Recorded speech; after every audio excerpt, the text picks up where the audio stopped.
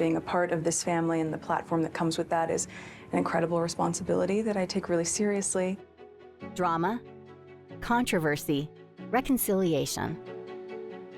Meghan Markle was thrown into the spotlight in 2017 after her whirlwind romance with Prince Harry took center stage.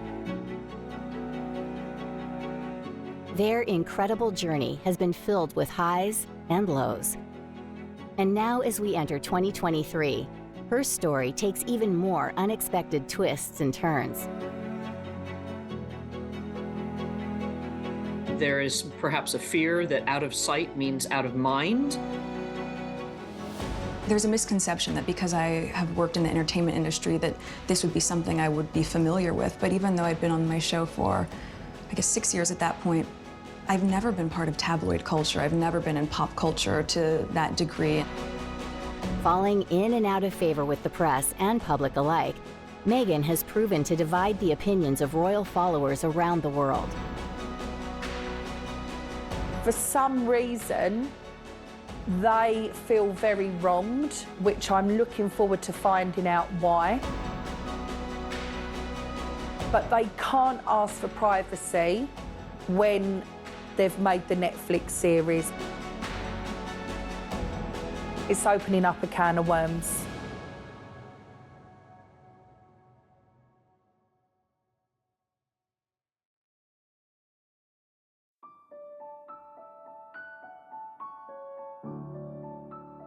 We were introduced actually by a mutual friend.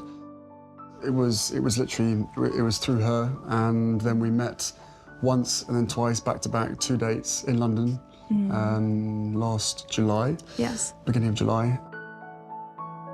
They had their first date at Soho House in London in 2016. And then, of course, you know, with Meghan living and working at the time in Toronto in Canada, where she was filming Suits, and Harry being based in London, they realised they would have to really go out their way to make time for each other very quickly. So within a few weeks of that first date, they were on holiday together in Botswana. After avoiding the spotlight for so long, the pair made their first public appearance at the 2017 Invictus Games in Toronto, showing public displays of affection as they sat in the front row to watch wheelchair tennis. I think Meghan had quite a difficult initial period after their relationship was confirmed, and we know this because Harry issued a statement defending her and sort of warning people off. You know, she described it as disheartening and discriminatory, but Harry himself mentioned sort of racial undertones, which is pretty upsetting for anyone concerned. And I think, you know, it is a difficult situation when you're thrust into the glare of media interest. The royal family garner a huge amount of attention, and you know, we know that they're not necessarily delighted by it, but you know, they work closely with the media to get their messages across. But I think nothing prepared Harry and Meghan for the wave of interest that followed the announcement of their relationship. And in fact, it was Harry's statement that confirmed they were a couple for the first time. I think it's a really difficult one because they are going to have to get used to the scrutiny, but it's only right that she's treated fairly, and I think it was upsetting for everyone to see that she'd been, you know, caused problems by this coverage. It was then confirmed by Kensington Palace that Meghan Markle and Prince Harry were engaged. Whilst most people get parental permission to marry their significant other, Prince Harry had another person to please before walking down the aisle. In a letter to the Privy Council advisors, the Queen expressed her wedding well wishes to Meghan and Harry, giving them the royal seal of approval. And Buckingham Palace issued a statement saying the Queen and the Duke of Edinburgh are delighted for the couple and wish them every happiness. And the engagement has the approval of her future father-in-law. No, we're thrilled, thank you very much, to both of them. So I hope they'll be very happy indeed. It's a standard, typical night for us. It's a cosy night. What we're doing, just roasting chicken and Trying to roast chicken. Trying to roast a chicken, and it was just an amazing surprise. It was so sweet and natural and very romantic. He got on one knee. Of course. Was it an instant yes from you? Yes, as a matter of fact, I could barely let you finish proposing. I said, can I say yes now? She didn't even let me finish. She said, can I say yes, can I say yes now? And then there was hugs, and I had the ring in my finger, and I was like, can I give you the ring? And she goes, oh yes, the ring. So no, it was a really nice moment. It was just the two of us, and I think I managed to catch it by surprise as well. So. Yeah.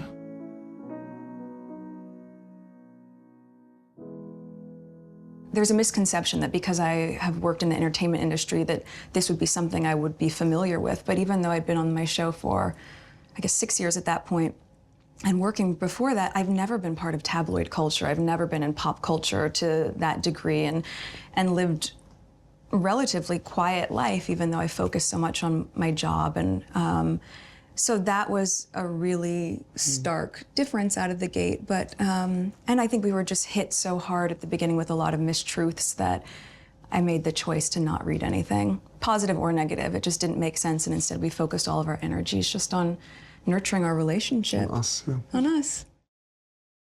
There is no doubt that when anybody marries into the royal family, the media immediately start looking into the background and the family of that person. I mean, with Meghan, it was quite easy because she'd been very public on social media and on the internet. She'd spoken about her biracial background, the fact that her ancestors were slaves. She'd spoken extensively about her charity work as well. So we had a really quite graphic picture of the type of woman she was, a feminist, somebody who believed in speaking out about her mixed race background. And I think that all of this actually was positive, in my opinion, because it gave the media a platform on which they could base their stories. Meghan Markle is a California girl. In fact, her dad, Thomas, was in the film industry. He worked on set. And one of Meghan's earliest memories, actually, and what she says inspired her to be an actress, was being on set of the show Married with Children, a show that her dad worked on for years as a lighting director, I believe. Meghan grew up very much, not so much in the industry, but close, kind of on the periphery of show business. I think she got a real taste of it from a very early age. And Meghan was always a natural performer. We've seen videos of her in school plays. We know that she was always kind of gravitating towards the stage and being on stage. Meghan seemed to do really well with the kind of attention and scrutiny that came with being an actress. And there's no doubt that really from an early age, Meghan always kind of stood out from the rest of her peers. But now that it is all official, Prince Harry, do you have that sense that the combination of the two of you, your different backgrounds, that you together represent something new for the royal family? I don't know if it's something new. I think it's, you know, it's for me, it's an added member of the family. It's another team player as part of the bigger team. And, you know, for all of us, all we want to do is be able to carry out the right engagements, carry out our work, and try and encourage others and the younger generation to be able to see the world in the correct sense, rather than perhaps having a distorted view. So, you know, the fact that I fell in love with Meghan so incredibly quickly was sort of confirmation to me that everything, all the stars were aligned, everything was just perfect. It was this beautiful woman just sort of literally tripped and fell into my life. I fell into her life, and the fact that I know the fact that she'll be really unbelievably good at the job part of it as well is obviously a huge relief to me, because she'll be able to deal with everything else that comes with it. But no, you know, we're a fantastic team. We know we are, and we hope to, you know, over time, try and have as much impact for all the things that we care about as much as possible. I am very excited about that, yeah.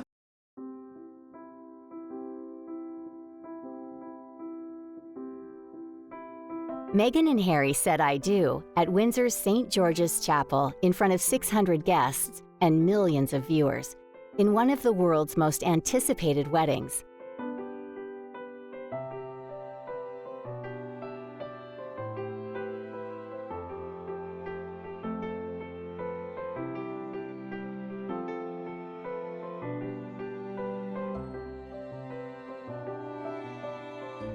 Everyone was excited. The crowds were enormous. As you came up that very famous park, it was mobbed. I mean, both sides of where their carriage was going to go was thousands and thousands of people stood back to back, ready to cheer them on. The applause, the cheers as they drove through Windsor were deafening.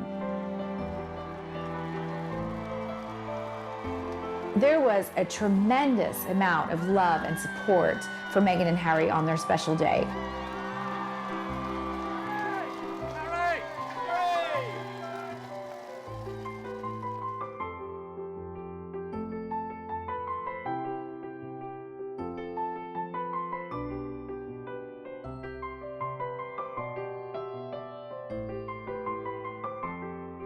With her new title as Duchess of Sussex, Meghan didn't waste any time settling right into the family.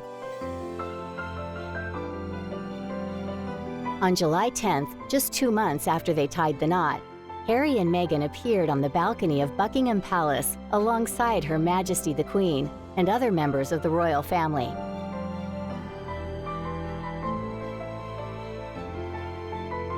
The family were joining in the celebrations for a historic flyover to mark the landmark 100th anniversary of the Royal Air Force.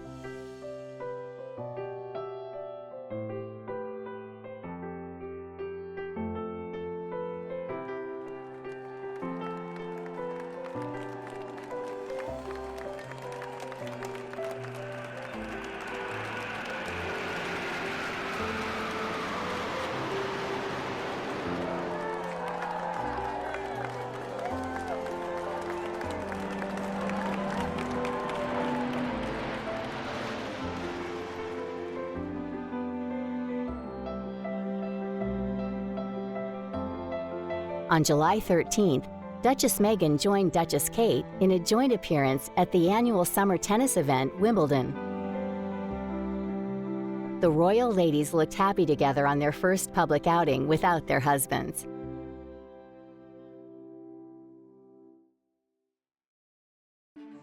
A royal schedule is busy, and Meghan found that out fast.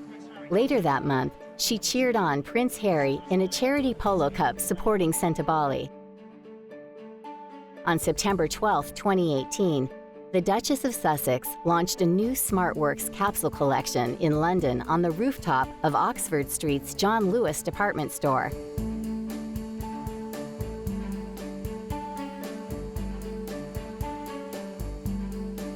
One of the most critical roles for a royal family member is the charities and causes they choose to support and the significant work they do for those causes.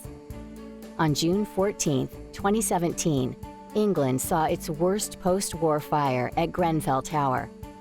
The avoidable tragedy cost 72 lives and devastated the lives of residents and the local community. Meghan Markle supported those affected and began to cook regularly with residents of the local Hub Community Kitchen. After cooking with the women since January of that year, she decided to create a project called Together, a cookbook which showcases recipes from those families affected by the Grenfell fire. Meghan described the book as a labor of love. In January 2018, as I was settling into my new home of London, I met a group of women whose community had been affected by the Grenfell fire. They had decided to get together to cook fresh food for their families and their neighbors. After the fire, it was somewhere where they could make food to take back to their hotel room where you don't have facilities to cook. It was sort of comforting to be able to do that, and the kitchen gave them the opportunity to do it. It was quite nice to have that sense of belonging.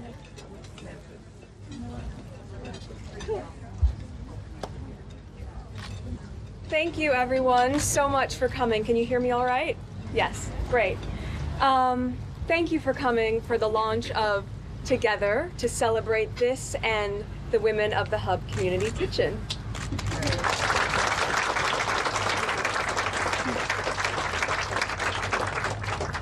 Working on this project for the past 9 months has been a tremendous labor of love. I had just recently moved to London and I felt so immediately embraced by the women in the kitchen, with your warmth and your kindness, and also to be able to be in this city and to see in this one small room how multicultural it was. On a personal level, I feel so proud to live in a city that can have so much diversity. It's 12 countries represented in this one group of women is pretty outstanding. I said in the foreword that this is more than a cookbook. And what I mean by that is the power of food is more than just the meal itself. It is the story behind it. And when you get to know the story of the recipe, you get to know the person behind it. And that's what we're talking about in terms of coming together to really engage and talk and to be able to celebrate what connects us rather than what divides us. That, I believe, is the ethos of Together. So to the women of the Hub Community Kitchen, thank you so much for allowing me to be part of this adventure with you. I'm so privileged to know you. I'm so excited to see the projects you're going to continue to do in your own community, the community at large, and also how you're going to inspire people globally by sharing your stories and your recipes. It's so impactful. We can see just in a few days alone, and the book's not even out yet, what you've been able to do. That's a testament to what this means to people, and I'm so proud of you. So on that note, I know some of you started eating, as you should. I'd be the last one to want the food to get cold. So please enjoy a beautiful lunch. Another round of applause for the women of the Hub Community Kitchen, and cheers to Together. Thank you.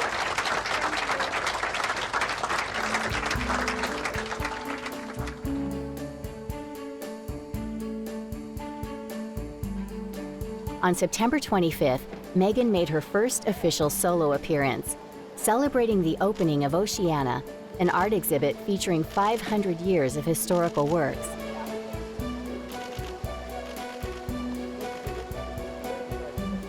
She entered full of confidence and looked flawless in Givenchy.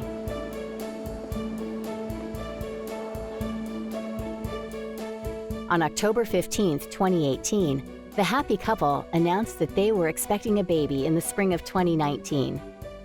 The announcement surprised the world, and many sent their congratulations and best wishes via social media, including the Archbishop of Canterbury.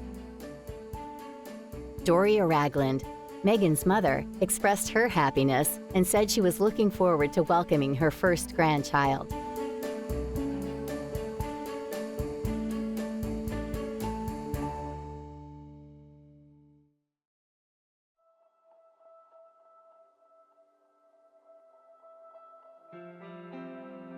Despite the news of a royal addition, the Sussexes arrived in Sydney, Australia to begin the 16-day trip that would take them across the outback and to Fiji, Tonga, and New Zealand.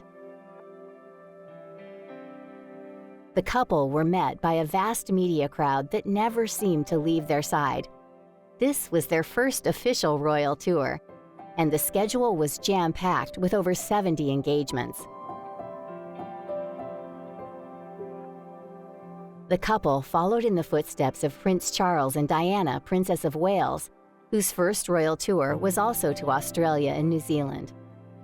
Meghan seemed in her element, chatting with the crowds, full of smiles and laughter. Meghan Markle made a speech at the celebration of 125 years of women's suffrage in New Zealand. Not long after their wedding, in fact, their first official royal tour was that Meghan and Harry went off to Fiji, Tonga, and New Zealand together. It was like 16 days. This was a big deal. This was the first time that Meghan and Harry were going to represent the monarchy and the British people abroad in the Commonwealth. I'm sure Meghan spent an awful lot of time figuring out her clothes, knowing she would be scrutinized at every minute, as well as planning speeches, remarks, memorizing the names of the people they'd be meeting and their advisors. It would have been a lot of homework. In fact, we very famously see Meghan getting off the plane when she arrives at the very beginning of her royal tour, carrying a big binder of notes. Now, interestingly, she held it in front of her stomach for a reason. You see, Meghan was already pregnant on that trip and they hadn't announced it yet. But clutching her research and her notes in front of her enabled her to kind of hide the beginnings of her baby bump.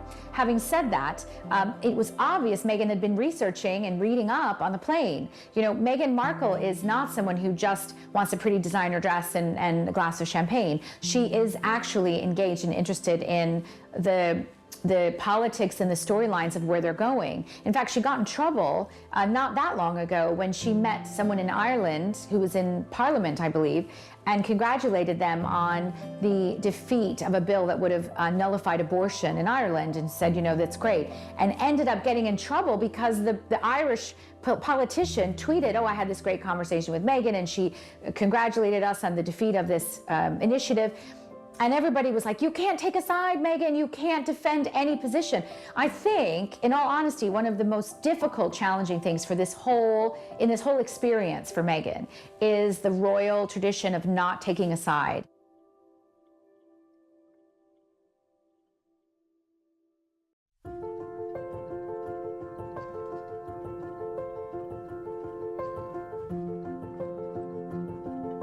Yes, I'm very excited to announce that Meghan and myself had a baby boy early this morning, a very healthy boy. Mother and baby are doing incredibly well. It's been the most amazing experience I could ever possibly imagine. I haven't been at many births. This is definitely my first birth. But it was amazing, absolutely incredible. And as I said, I'm so incredibly proud of my wife. And as every father and parent would ever say, you know, your baby is absolutely amazing, but this little thing is absolutely to die for. So I'm just over the moon.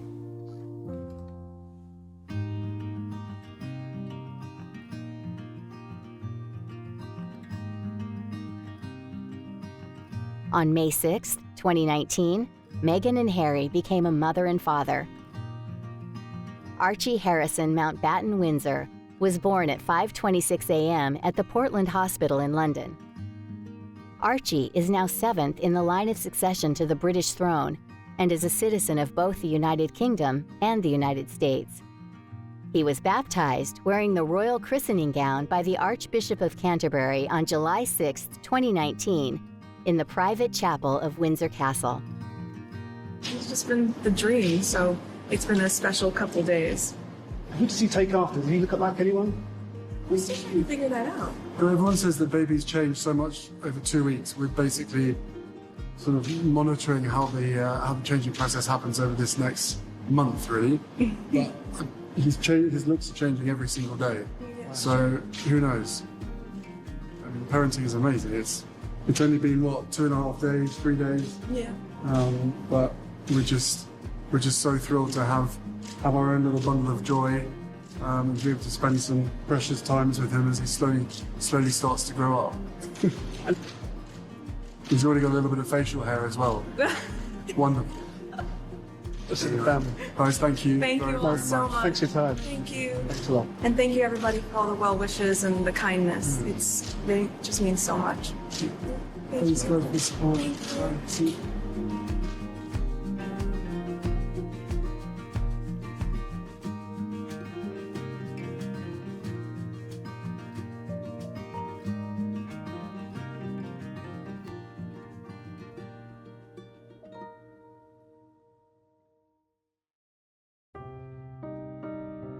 The Duke and Duchess of Sussex have undertaken a public relations blitz, most recently after they appeared in an honest primetime interview with Oprah Winfrey that drew millions of viewers. Look, they're clearly very unhappy with the royal existence that they have at the moment and the way that their public life impinges on them. It's something they clearly want to change. Many people have sympathy with that. It's understandable. The crux of the matter is you can't be half royal. You can be part of the royal machine. You can accept the privileges that go with it, but also take the restrictions and all that. And you live in a sort of bubble, or you can stand back. I mean, the next generation of Dukes of Kent, Dukes of Gloucester, they're private citizens. No one would recognise them in the street. You can go down that route if you want. What you can't do is to be sort of transatlantic royals who drop in, do a bit of royal stuff, but then go off to do this sort of financial independence stuff in LA or Toronto, wherever it is. I think the whole plan that Harry and Meghan have is a really problematic one because they're talking about stepping back. They're talking, their critics would argue, about having their cake and eat it. They're talking about one day representing the Queen on a foreign tour to another country, on another day, say in North America, earning serious money with some sort of endorsement of some sort of product. The risk is that those two things aren't compatible. The risk is that their pursuit of money will tarnish the Windsor brand and tarnish the House of Windsor. I mean, this is the real problem for the Queen and Prince Charles. They are dealing with this as a grandmother and as a father on the one hand, and they're also dealing with it as the protector of an ancient dynasty. And we have seen that how, as protectors of the ancient dynasty, when they need to, they act brutally, as they did with Prince Andrew when they removed him from public office. There may be a point that at some stage that the Queen, Charles and William believe that what Meghan and Harry are proposing is a threat to the institution of the British monarchy, then they will act. In the interview, the couple discussed mental health issues, and the Duchess said that she had suicidal thoughts after marrying into the British royal family. Some viewers noticed a strong resemblance to the interview Harry's mother, Diana, did in 1995. I think there is now an allegation of racism hanging over a member or members of the royal family. We don't know who, as we said earlier, not the Queen, not the Duke of Edinburgh, but beyond that, we don't know who Harry and Meghan wouldn't say. And nor do we know the context in which this remark was made. But we do know, from what we've heard, that both Harry, when he heard it, and Meghan, when it was passed on, took offence to it, and therefore that is an issue for them. And also, I think there's slightly wider questions for us as a society. Harry said that he left in part because of racism in the UK. What does that mean for us? Do we need to look at ourselves a bit more? And I think then on the general point for Buckingham Palace, why is it that Meghan was unable to sort of fit in? Why couldn't she get the help she needed when she desperately needed it? Although I should also point out, last week there was that bullying complaint revealed against Meghan that the Human Resources Department had to look into as well. So there's a lot there. During the interview, which was filmed in Santa Barbara County, California, Prince Harry and Meghan announced their decision to step down as working members of the British royal family in January 2020. Interview topics included their courtship, wedding, sex of their second child, Meghan's suicidal thoughts, and a shared feeling of abandonment regarding financial and emotional support. Harry's estrangement from his father, Prince Charles, and brother, Prince William, was also discussed, as well as a royal title for Archie. The relationship between Meghan and her estranged family was briefly discussed as well. In addition to generating a lot of media attention, the interview received a mixed reaction from political figures.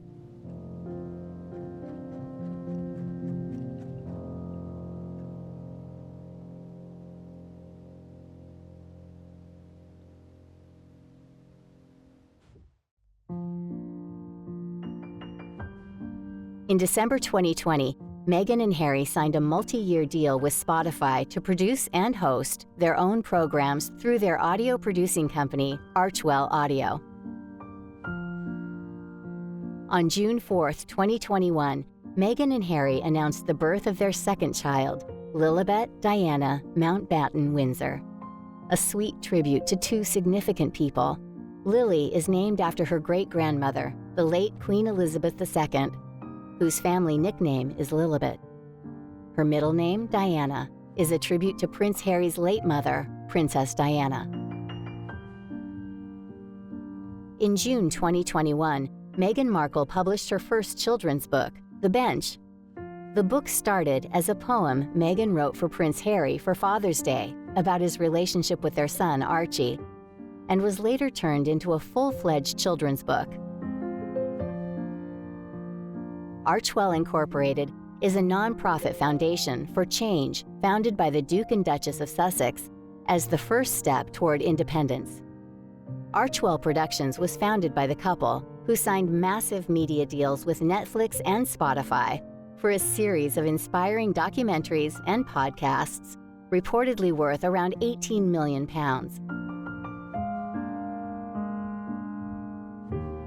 2 years after Prince Harry and Meghan Markle stepped back as senior members of the royal family, the couple returned to the UK for an exceptional reason. Meghan and Harry saw the Queen on a low-key visit before attending the 2022 Invictus Games in the Netherlands. The secret visit came almost a year after Prince Philip's funeral, which had been the last time Harry was believed to have reunited with the Queen and the extended royal family. On September 8, 2022, while Meghan and Harry were in London preparing to attend a charity event, Queen Elizabeth II died at Balmoral Castle in Scotland. Buckingham Palace has announced the death of Queen Elizabeth II, the longest reigning monarch in British history. The Queen died peacefully at Balmoral this afternoon. The King and the Queen Consort will remain at Balmoral this evening and will return to London tomorrow.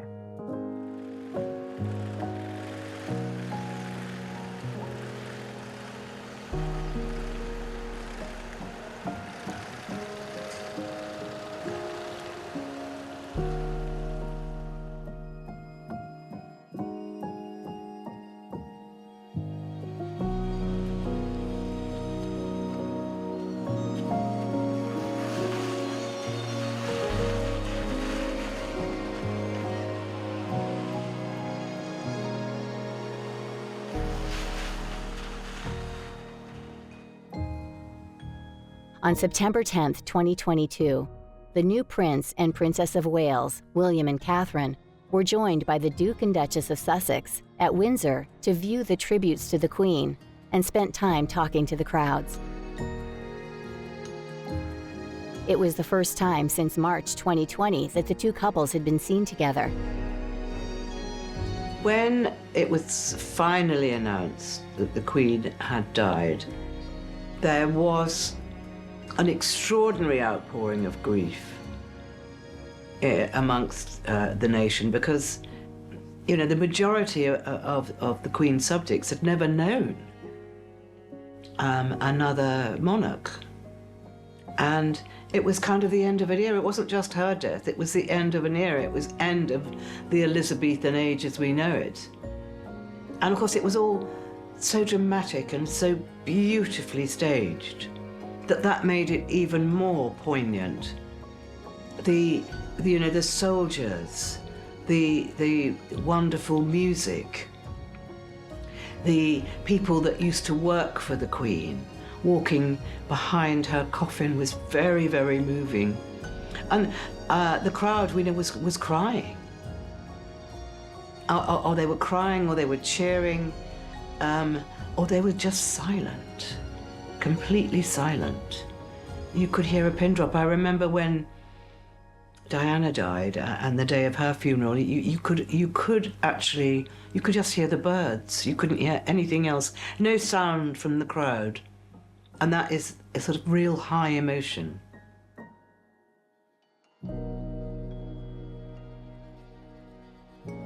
The couple then went on to attend the late Queen's funeral, with Harry marching behind the coffin along with his family.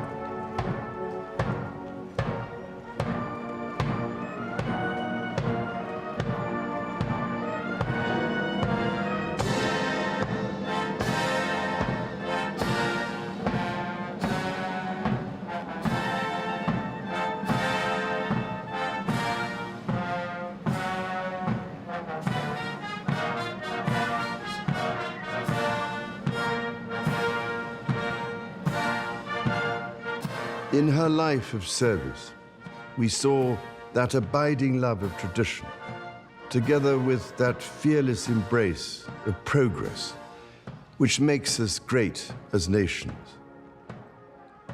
The affection, admiration, and respect she inspired became the hallmark of her reign. That was more than a promise.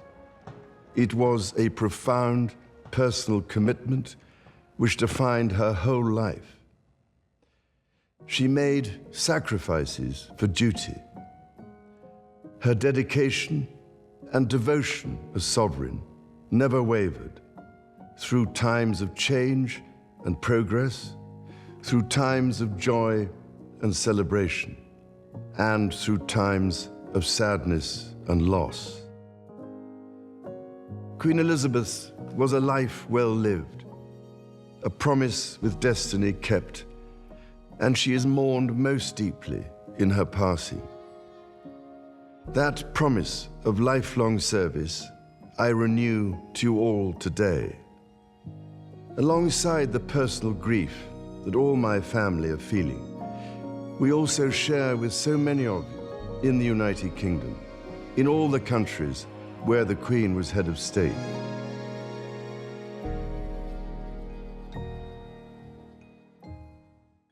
The truth was, I wasn't sure that I belonged. I was so nervous. Oh, I doubted myself, and I wondered if I was good enough to even be there, if what I was doing in the world, albeit important and meaningful as far as I saw it, was it deserving to have a seat at this table? But one young world saw in me what I wanted to see fully in myself. They saw in me, just as I see in you, the present and the future. I joined you in London in 2019, and by that point, it's fair to say, my life had changed rather significantly. I was now married, and I was now a mom.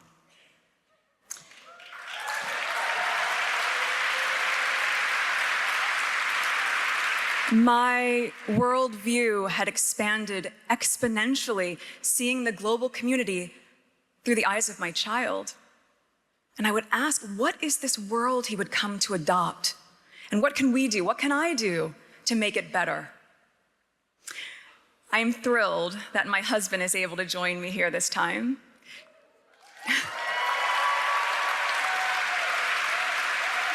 To be able to see and witness firsthand my respect for this organization, this incredible organization, and all that it provides as well as accomplishes.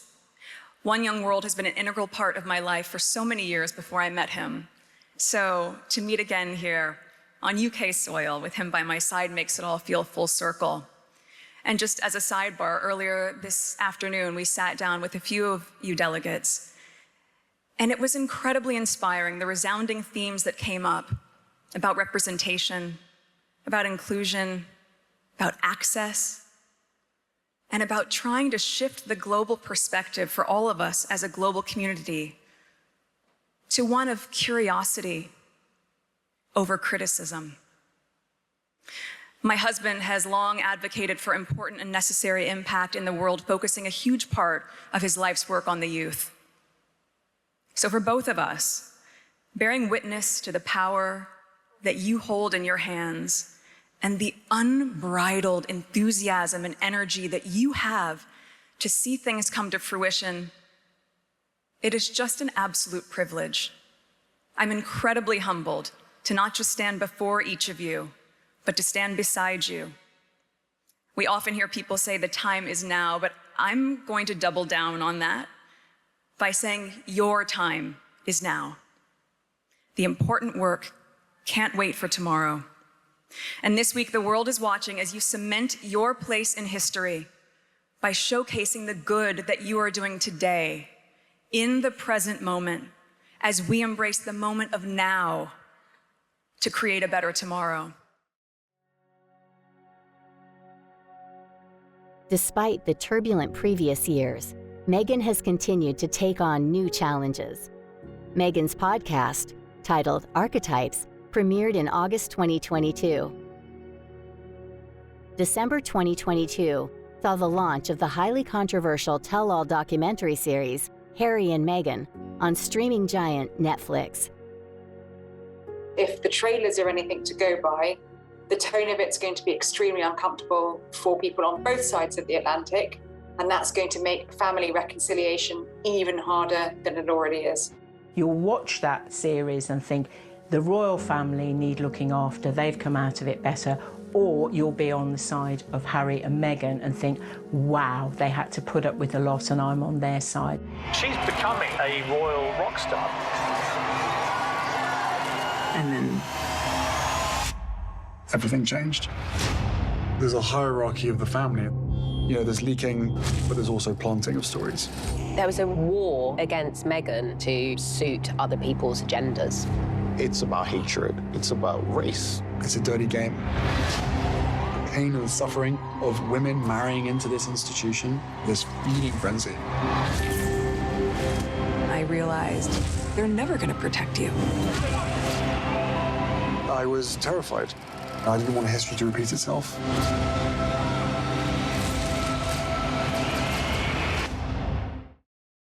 This was their chance to tell their story in their own words, sending worldwide media into a frenzy. The Sussex brand, both in the UK and America, is being helped in one way by this Netflix documentary series by bringing the Sussexes back onto our radar screens, if not our TV screens. So there is perhaps a fear that out of sight means out of mind, and by cooperating with Netflix on a documentary like this, it gets us all talking about them again, and it keeps them in the limelight, and it keeps their brand of Harry and Meghan alive. For some reason, they feel very wronged, which I'm looking forward to finding out why. But they can't ask for privacy when they've made the Netflix series, because everyone now is opening up a can of worms. There's no going back. There is no going back.